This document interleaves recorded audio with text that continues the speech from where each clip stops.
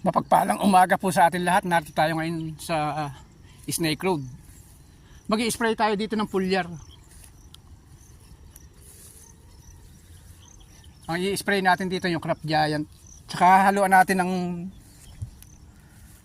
Gold Rush. Ito na yung ating palay dito. Ito yung triple to. Ito yung binanata natin ng 240 na isang lata ng sardinas. Yung medyo nasaktan siya, pero ayos naman na rin yung kinalabasan niya.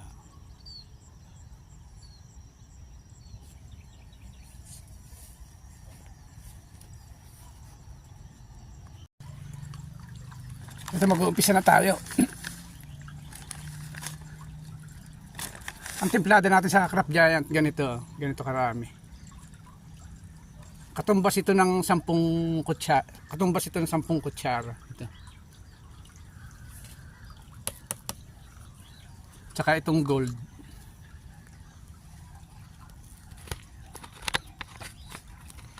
Ang gagawin naman natin dito sa gold, 70. Ang nakalagay dito 50 to 75 ml. Pero ang gagawin natin 70 ang gagawin natin timplada.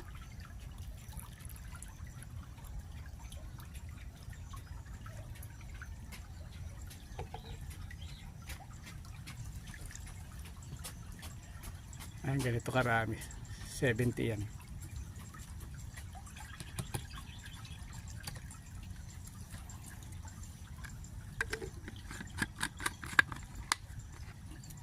Direkta na sa sprayer ang ginagawa natin. Hindi naman siya ganun kahirap lusawin.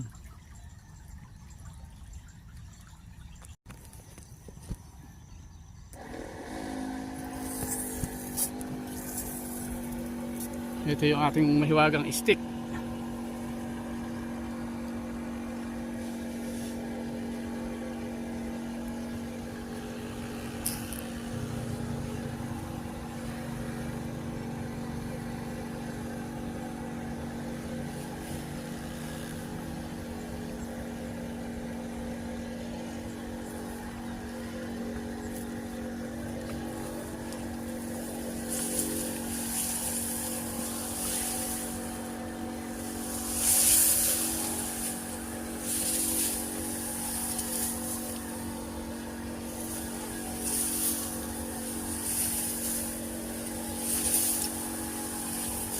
Itong gold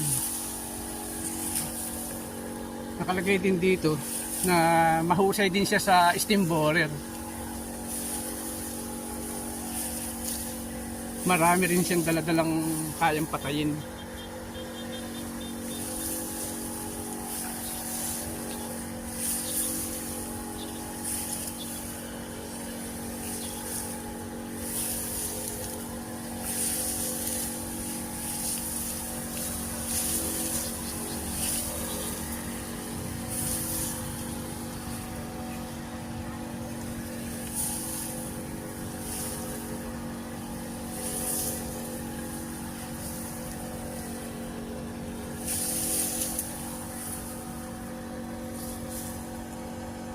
Si Papi, oh, parang parang nag-exercise din, eh, oh.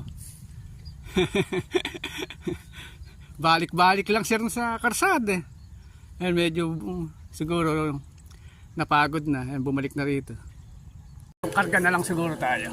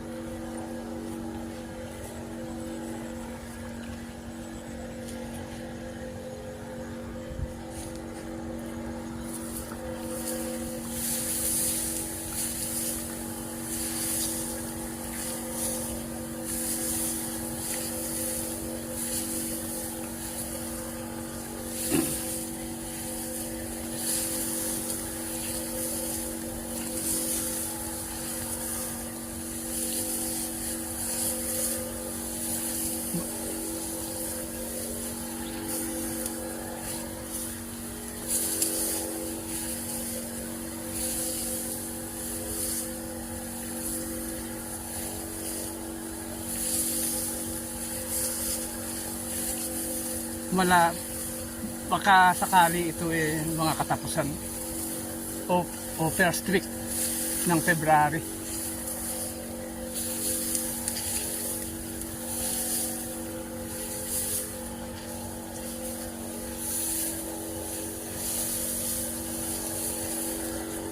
Mabilis siyang yumuko.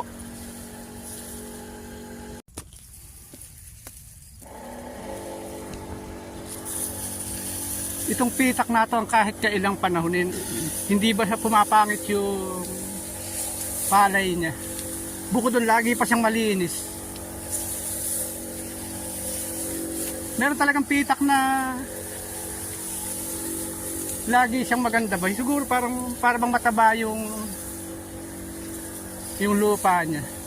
Kasi ito yung pinaka mababang lugar dito sa lahat ng pitak nito.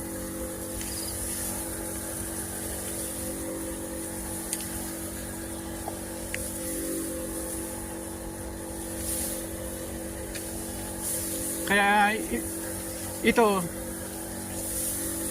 kada tamnan, kada anihan, ito yung maganda, itong lugar na to, yung sulod-sulod na to.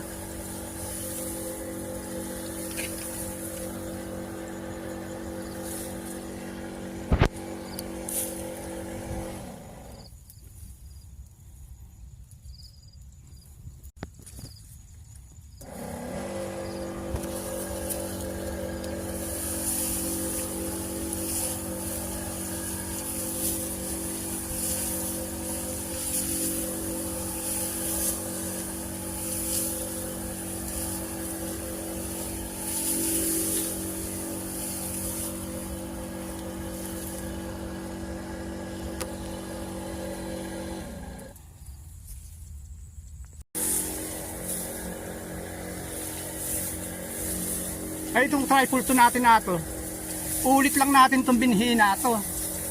Galing ito dun sa kabila sa Barangay San Juan. Sa tingin ko naman parang okay din naman. Kahit hindi ba siya yung bagong, kumbaga sa pangalawang beses siyang bininhi na itinanim. 2 beses siyang itinanim. Kasi nung una binili natin to, nung first crop. Ngayon second crop, inulit lang natin ito dito.